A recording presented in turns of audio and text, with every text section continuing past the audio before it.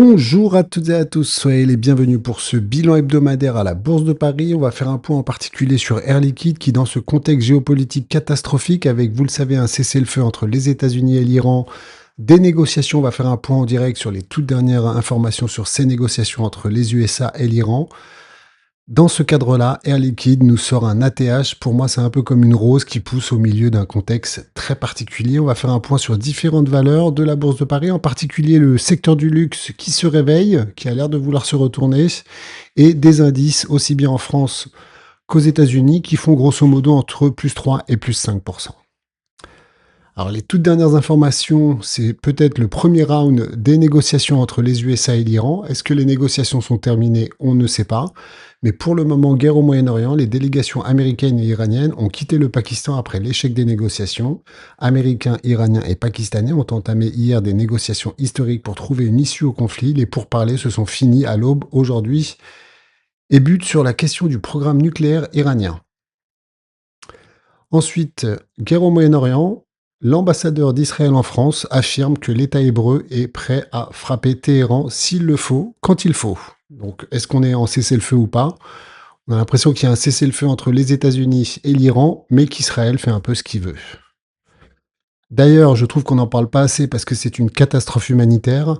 Liban, imaginez, je trouve qu'on n'en parle pas beaucoup de ces chiffres, ils sont catastrophiques. Plus de 2000 morts causés par les attaques israéliennes. On rappellera qu'ils ont attaqué le centre de la capitale libanaise, Beyrouth. Donc encore 97 tués et 133 blessés au cours des dernières 24 heures lors d'attaques israéliennes, selon le ministre de la Santé.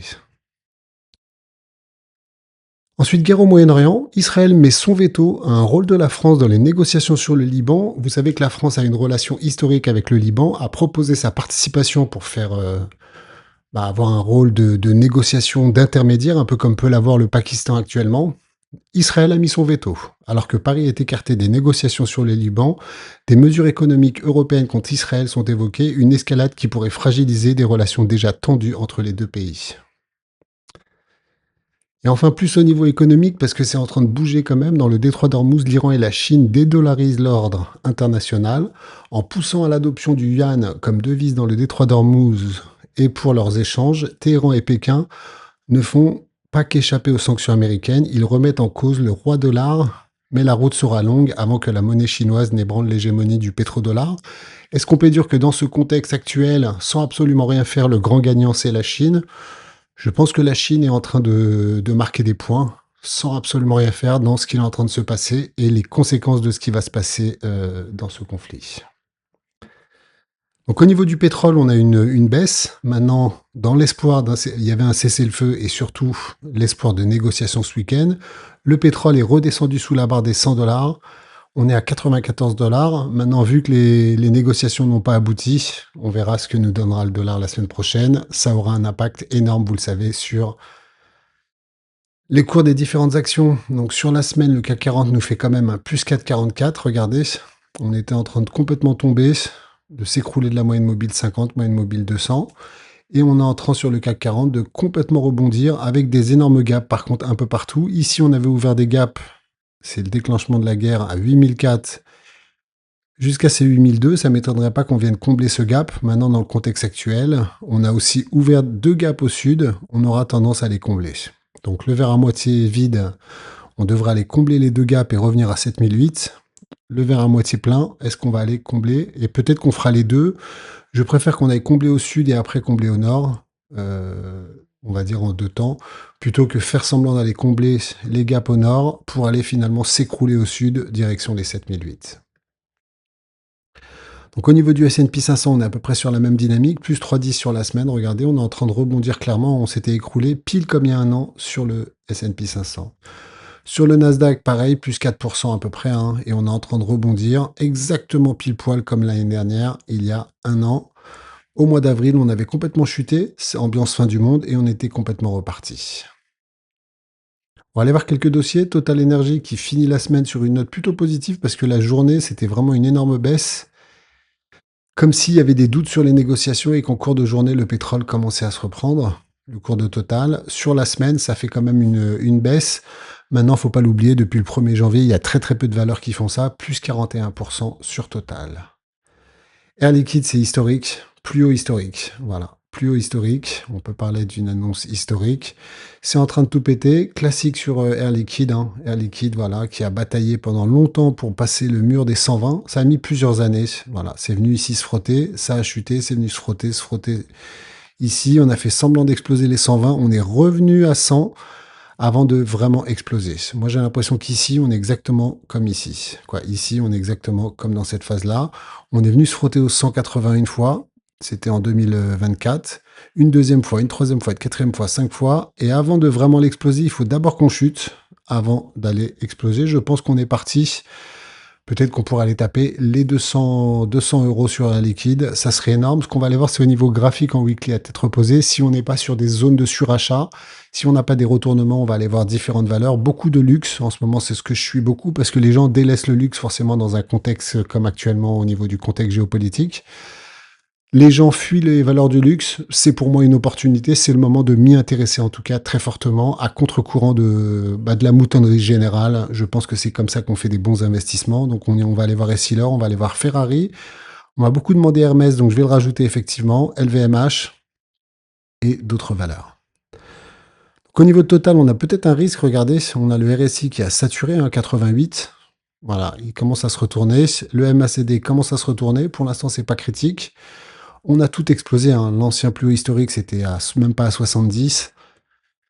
On est en train d'exploser. Ce qui peut se faire, c'est venir s'appuyer sur les 70 en repli avant de repartir éventuellement. Donc si ça se replie fortement et que ça se rapproche des 70, je pense que sur Total, il y a beaucoup de gens qui se disent est-ce qu'il faut rentrer? Il ne faut pas rentrer sur des bougies vertes, par contre sur des replis, un peu comme ici, hein, on avait fait un plus haut. Ensuite, il y a eu des belles phases de repli où on pouvait accumuler du Total. On en a énormément parlé l'année dernière, autour des 50. Vous êtes à plus 60% à peu près aujourd'hui. Ensuite, Air Liquide, c'est énorme. Et donc, on est peut-être en train de se retourner. Sur Air Liquide, est-ce qu'on est proche d'un repli? Ben, on commence à être sur des 66. On va même se mettre en mensuel pour y voir plus clair. Voilà, hein, on était venu, on en avait parlé sur le gros trend ici en mensuel. Regardez, deuxième fois, troisième fois, et la quatrième fois était la bonne pour ensuite aller péter. Non, pour l'instant, on n'est pas vraiment dans une zone critique, je trouve, sur Air Liquide. Maintenant, il faudra savoir prendre des bénéfices, en particulier si on se rapproche des 200 euros. Ensuite, dans les valeurs que je suis, pour moi, les trois premières, c'est mes. Voilà, 80% de mes investissements, c'est Total, Air Liquide et Vinci. Vinci est sur un trend énorme. C'est normal que ça bataille, hein, que ça perce pas comme ça rapidement. Regardez ce trend-là. Peut-être le titre va complètement changer de dimension si on arrive à définitivement exploser. Franchement, ça peut devenir après parabolique parce que c'est une énorme résistance oblique sur laquelle on s'est frotté à chaque fois. Une, deux, trois, quatre, voilà, 5, 6 fois. Si on le passe, franchement, peut-être on n'est pas prêt. 26, ça vaut combien? Voilà, un petit 80. Ce qui serait beau, c'est qu'on aille taper. Voilà, ici, on avait ouvert un gap, on est venu le combler. Malheureusement, on a ouvert aussi un gap sur 26. Ça, c'est jamais très bon signe. L'idée, c'est d'aller taper. On a fait un plus haut historique récemment, j'avais partagé, j'avais pris des bénéfices. Je pense que ça peut aller beaucoup plus haut pour l'instant. Moi, je suis en stand-by complet sur ce titre. Est-ce qu'on a des signaux de retournement? Oui, peut-être ici au niveau du MACD. Ensuite, Thermador, moi je la suis, c'est une valeur que j'essaye d'attendre autour des 63, 64 dans ces eaux-là. C'est un cours hyper intéressant, et même si on se met en mensuel, c'est un cours ici, on est venu buter sur les 64, imaginez c'était en 2018, on est venu s'appuyer sur le support, voilà, à suivre. Pour l'instant, je regarde de loin. Wendel, qui a très très bien rebondi. Franchement, ceux qui ont acheté les 75, c'était un niveau qu'on avait identifié, voilà, sur du très long terme, depuis 6-7 ans. À chaque fois, ça rebondit sur ce niveau-là. Ça a l'air de rebondir, on va pas s'enflammer, on n'a pas de. Regardez, c'est plat quand même le MACD, et le RSI, il faut qu'il passe largement au-dessus des 50. Ensuite, pour moi, c'est le secteur le plus intéressant. Je dis pas qu'il faut acheter, mais en tous les cas, le suivre de très près. Le secteur du luxe. On va commencer par LVMH qui est en train de perdre 50% sur ses plus hauts. C'était à plus de 900. On est descendu ici, comme ici. Est-ce qu'on fait un double bottom ou est-ce qu'on est dans un cycle baissier avec des plus hauts de plus en plus bas, des plus bas de plus en plus bas? Je pense que ça peut être intéressant si ça chute plus bas vers les 400. Donc là, exactement comme ici. Ici, on avait commencé à rebondir sur le RSI. Ce qu'il nous faut, c'est rebond du MACD. Pour l'instant, ce n'est pas le cas. Ensuite, Exilor Luxottica, un peu comme on a vu sur d'autres titres. Ce niveau de résistance, pour moi, il était énorme. Je pense que même actuellement, c'est une très belle opportunité. Maintenant, on n'a pas de confirmation.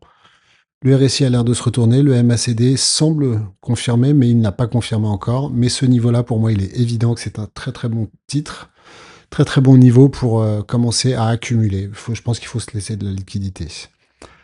Ensuite, Race, donc Ferrari dans le luxe aussi. Moi, je l'attendais clairement sur les 246. À chaque fois, ça ne veut pas nous donner. Est-ce que ça va rebondir sur les 270? Bah, c'est pas grave, je la laisse partir. Maintenant, depuis ici, ça fait semblant de repartir, ça va toujours plus bas. Semblant de repartir, ça va plus bas. Semblant de repartir, moi, je l'attends plus bas. Maintenant, quand je regarde le RSI rebond, MACD rebond, bah, je le laisse partir, c'est pas grave, je passe mon tour. Moi, je l'attends plus bas. Parce que sur 300, s'il descend autour des 250, il y a moyen que ça fasse moins 20%. On va être très patient. Ensuite, Hermès, qui a l'air de vraiment se retourner. C'est pas mal le RSI à 30. Le MACD, à voir si ça se retourne. Je trouve que c'est un peu anarchique là. Et pour moi, c'est trop cher encore comme valeur. Si on regarde un peu quelques datas, c'est le problème d'Hermès et c'est pour ça que ça m'intéresse pas. Maintenant, les PER ont vraiment baissé. On était sur des 60, c'était irréel. Là, je pense que c'est en train de redescendre sur terre un peu Hermès. Ça valait presque le double en PER. En tout cas, c'était plus de 50, entre 50 et 60. Je reste à l'écart, je préfère suivre de très près LVMH à titre personnel. Et si vraiment ça s'écroule, bah, on ramassera ce qu'il y a à faire. Pernod Ricard, est-ce que ça rebondit ici sur les 30? C'est un peu mollasson au niveau du MACD. Et ensuite, c'est plutôt opportuniste. Dassault Systèmes qui s'effondre. Voilà. Est-ce que ça rebondit? À suivre. Et au niveau du VIX Index pour finir, on est en train de chuter, mais je pense qu'avec ce qui se passe au Moyen-Orient, peut-être ça va repartir à la hausse. Et on a fait le tour. On a fait le tour. En tout cas, j'espère que ce petit bilan hebdo vous a plu. N'hésitez pas à liker, vous abonner, ça m'aide énormément. Bonne journée, je vous dis à très bientôt. Ciao tutti.